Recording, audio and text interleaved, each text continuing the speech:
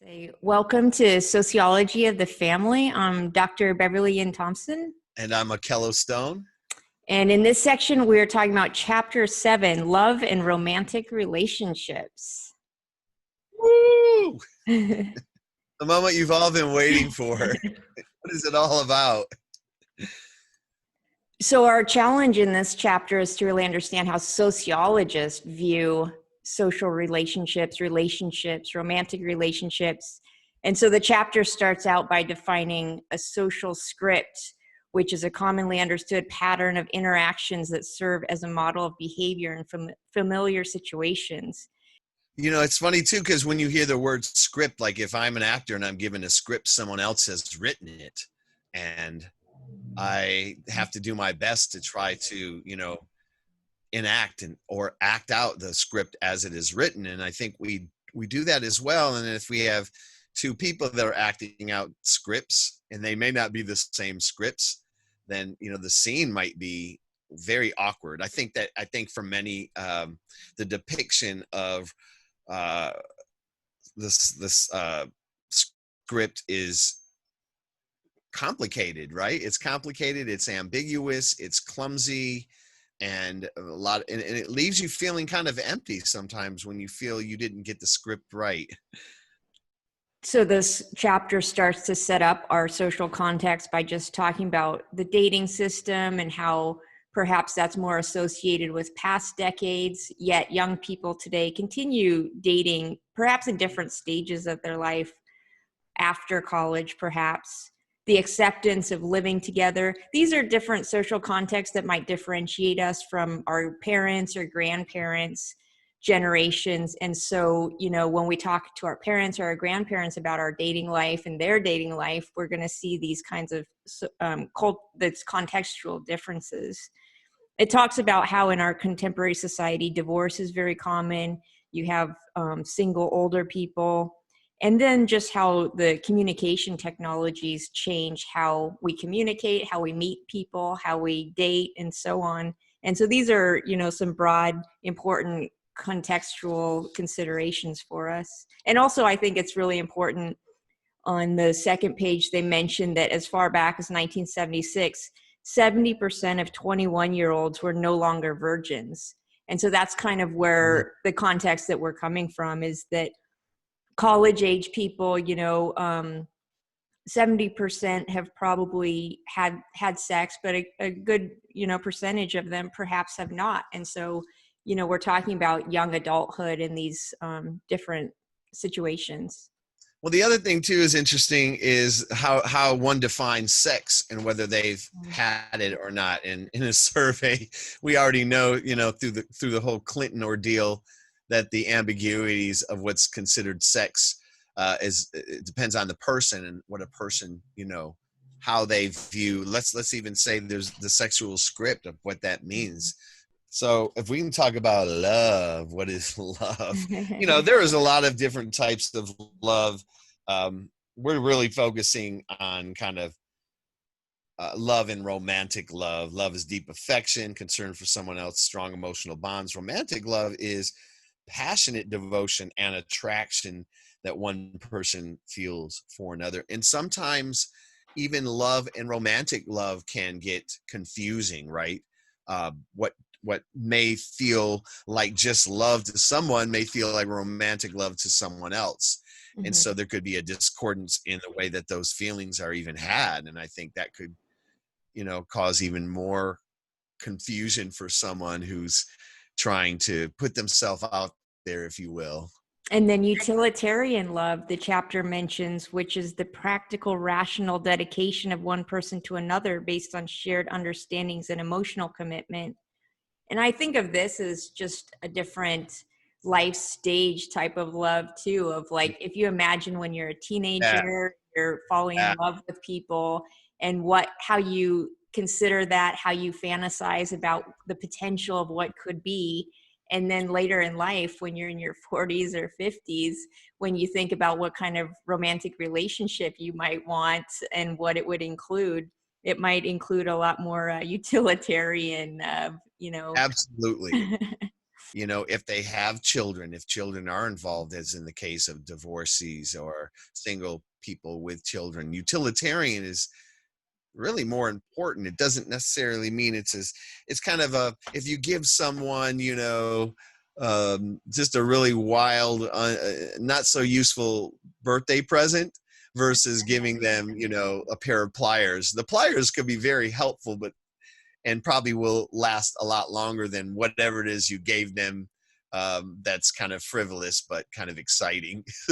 Can you have excitement and utilitarian at the same time? And I believe you can, but I think I feel like but you have to, for me personally, I feel like both is important. And again, I'm a middle-aged, and I think I probably personally have never been a romantic.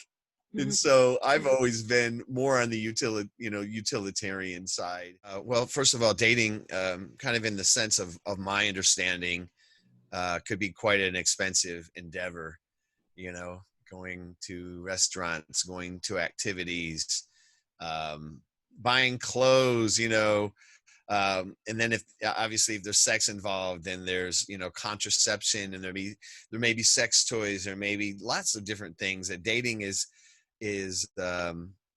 not cheap from a financial perspective, which I see where, let's say, a college student in the hookup culture, that's much cheaper, right? It's much cheaper. And it's also, how do you get to know someone? How are you able to assess this romantic, compatibility? Another difference of the dating in, if we think about the 50s, I mean, people were getting married at very young ages, like basically college age. And so that happened very quickly. Whereas nowadays, folks might get married in their late 20s, early 30s.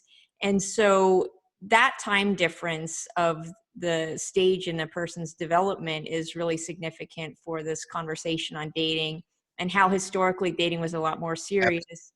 But now folks are putting off these landmark life decisions to later on, and it gives them more time to get to know themselves, to get to know their peer groups, and so on.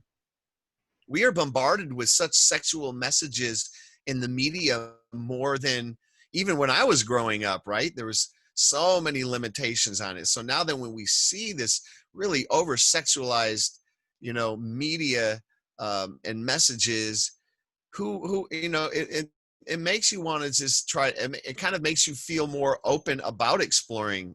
So being in this, I mean, I remember college. It was just like, you've never lived around so many people in your age cohort at one time, not just going to classes, but living there like 24 hours a day, 7 days a week.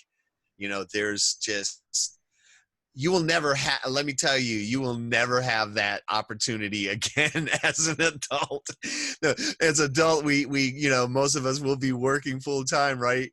And not only is there could be a limited pool of potential partners in a workplace situation, there are certain lines that shouldn't be crossed.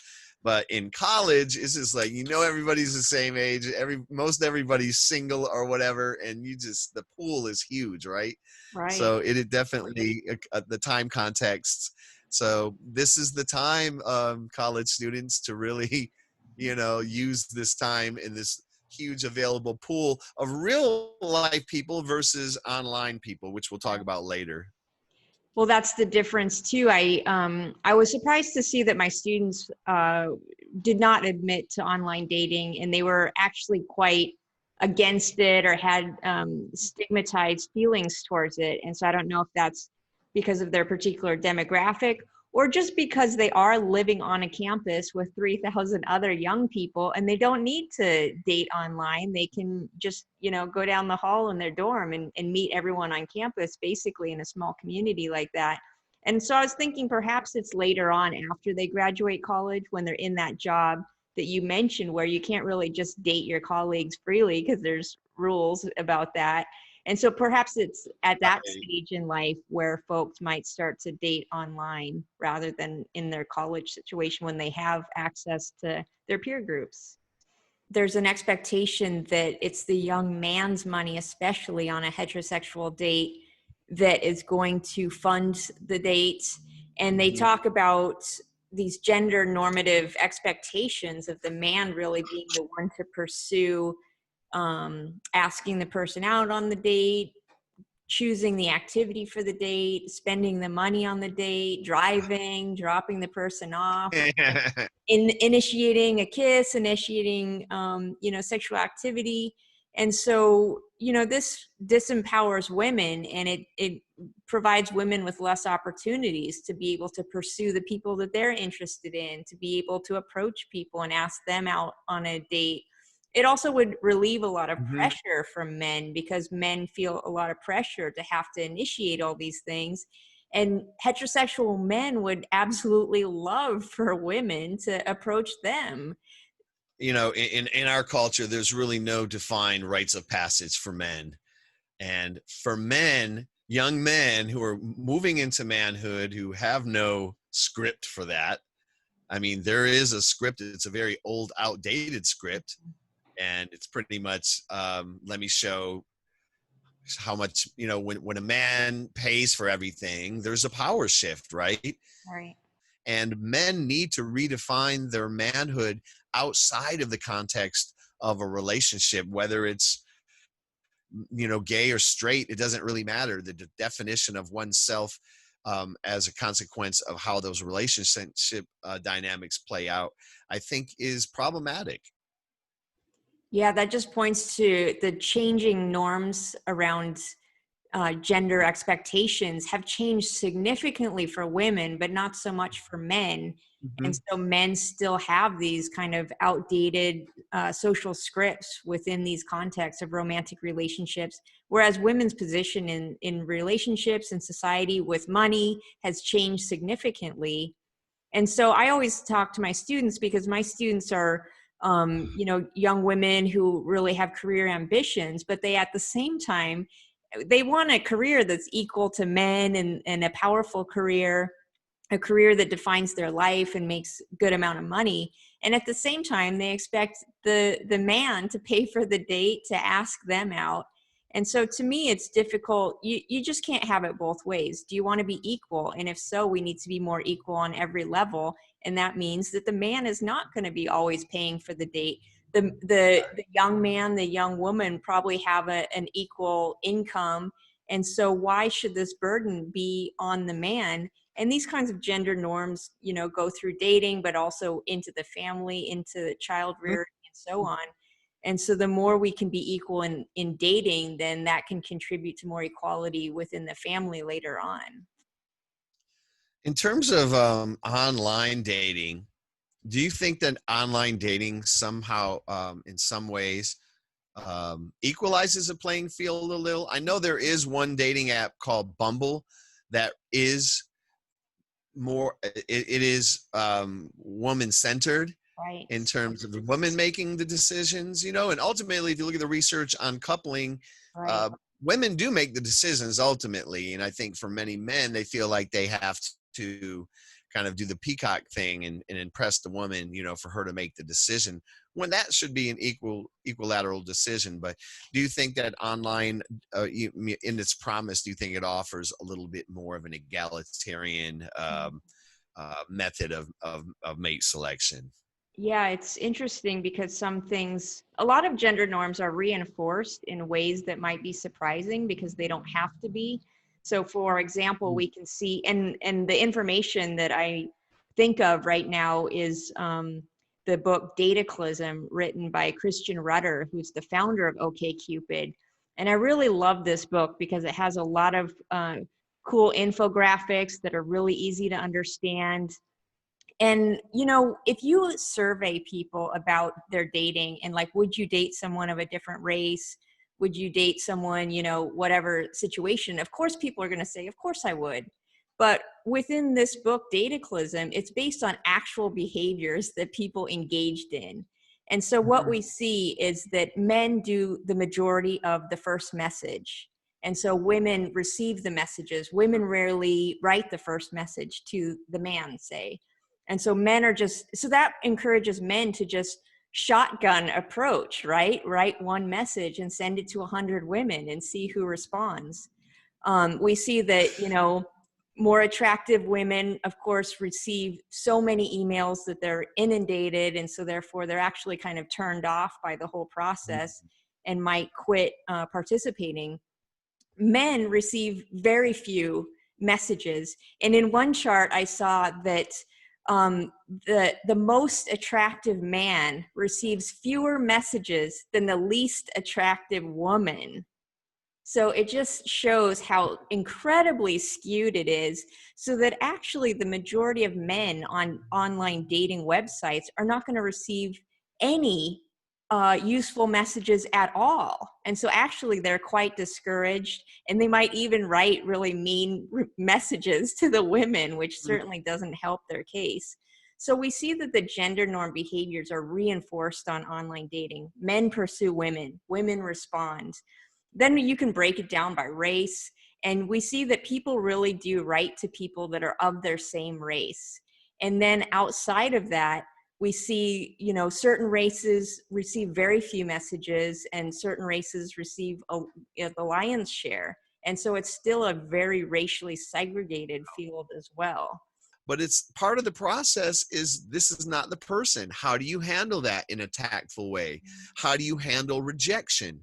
Is it, how people put great pressure to, to feel like, okay, so after the date is over, I always think a good practice is that a person says, like agrees that after the date is over, there's got to be, that,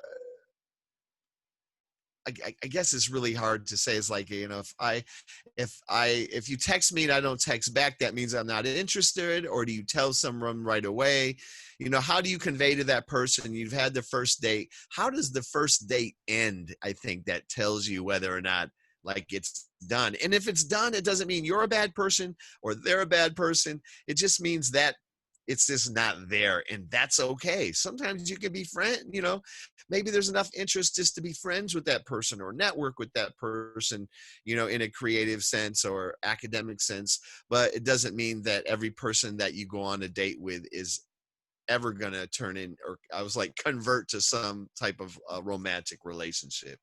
Sometimes it's just companionship, someone to travel with. And it's not like, think if you're 60 years old, right? And maybe you're a widow, or you're recently divorced, or maybe you've been divorced sometime and you decide you want to, maybe meet someone.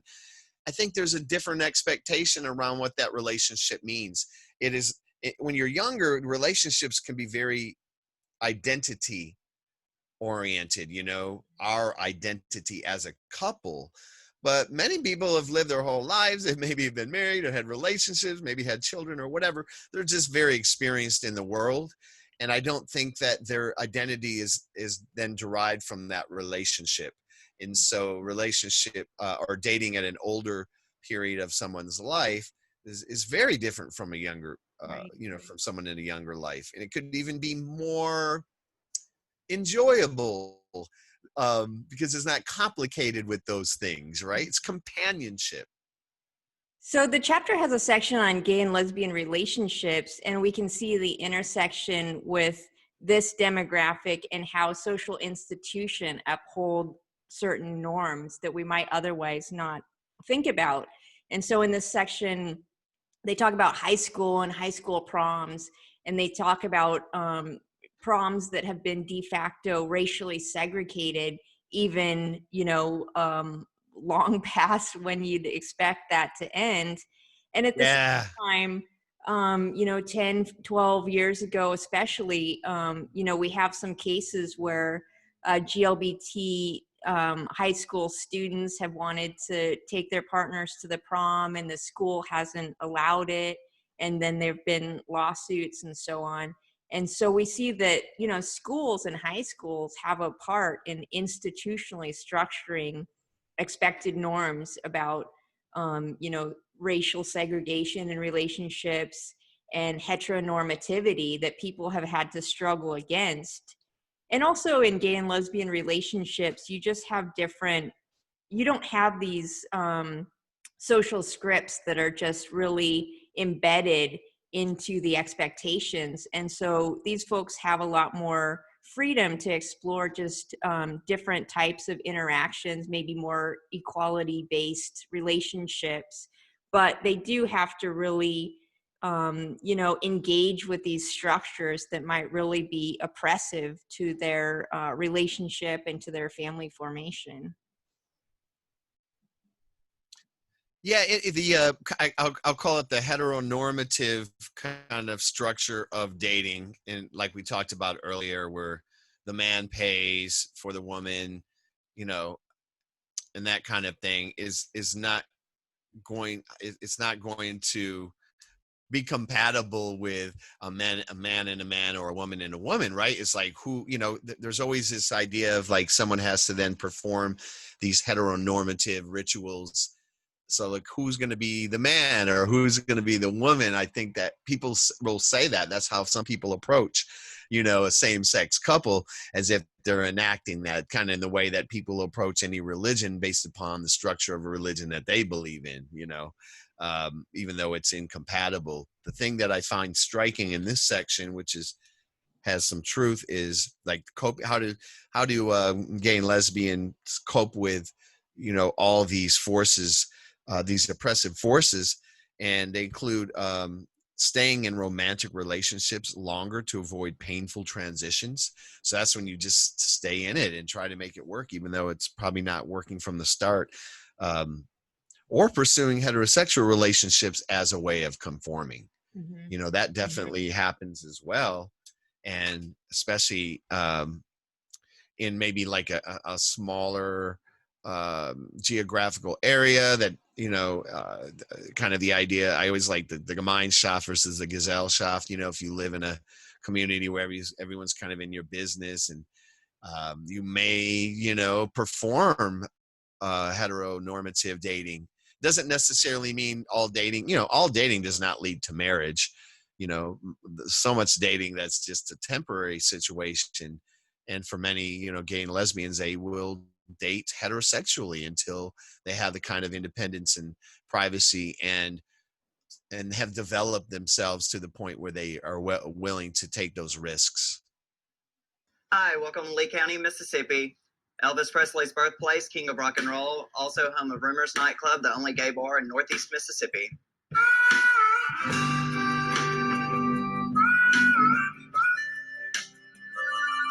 Shannon is small, been around since the early 1800s. Mr. Shannon came from Ireland here, and everyone here knows everybody else. If you come into this town, people make you welcome. They're friendly people. Just kind of laid back, and we live a little slower than most people. But we've got a nice, close-knit community. We really do. It's one of the few small towns we've actually found that actually has a gay bar. Some people don't approve of it. But again, I'll tell you, this is a free country. Yeah, as long as they don't interfere with anybody else's rights, then they have the right to be there.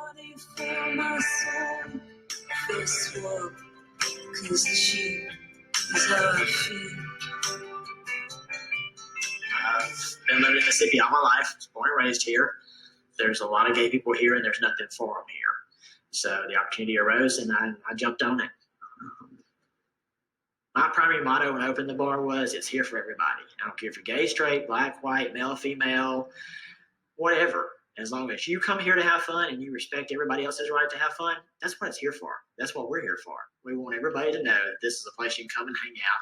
You can have fun with gay people. Gay people are just like everybody else. It's a little bit difficult. They know I own a bar. My family all knows I own a bar, but they don't know that it's a gay bar. They don't know that I'm gay. I've never told anybody in my family. My parents are Pentecostal, and I know they love me and accept me, but if I told them that, I don't think they could ever accept that. So I choose to keep that secret.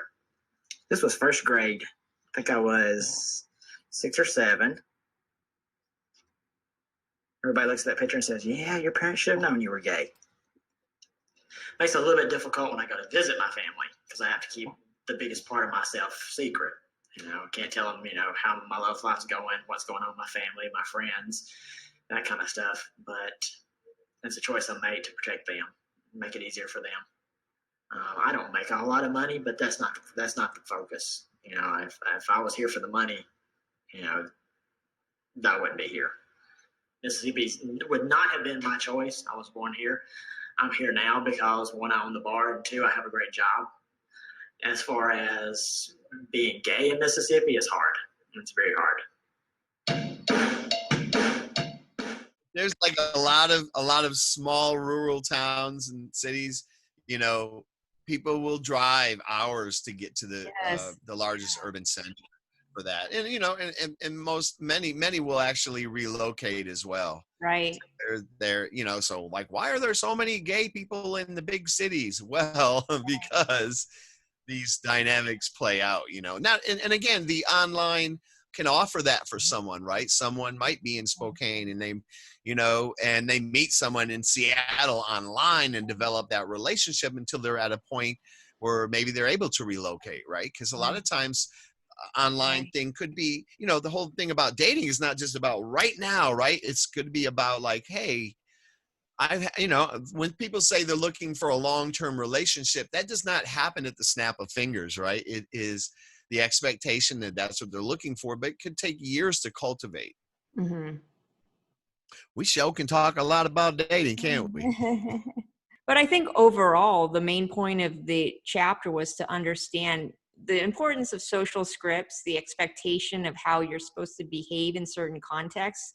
And we think about dating associated with younger people historically, but now we see that pretty much everyone of every demographic, you know, from very young to very old, is engaged in dating. And these different stages in life bring to the forefront a really interesting perspective and change to the dating context, which is really the main point of this chapter. Yeah, I also think that it's an interesting thing to think about because many people really love that getting to know you process, you know, kind of the honeymoon phase of the dating or relationship formation. And while others find it awkward, uncomfortable, and so there are two really differing views on what that, because some people, after kind of the honeymoon phase is over and we kind of get to the reality of it, it's no longer as interesting anymore, right? And that's where you get serial monogamy. Yeah, serial monogamy happens because of that, but it's not because someone is necessarily boring. It's just like people have different, you know, value orientations on that process. So if some people hate moving, they stay in an apartment for 20 years, and some people every year the lease is up, they move. Right. You know, that's just a big difference in two people. And I think in the dating world as well is, you know, how does a person view this part of, or view dating, like how someone views dating, how you view dating, and where does your own perceptions of how it's supposed to play out come from? That's where the sociology is so important, because you may find that those scripts are incongruent with who you are, and they've been imposed upon you by family, by society, or even by the person that you're dating. So got to take time to kind of, you know, come to terms with what's going to work for you. That's all I got. Well, thank you so much for joining me today and to talk about romantic relationships in our Sociology of the Family class. Thank you for having me.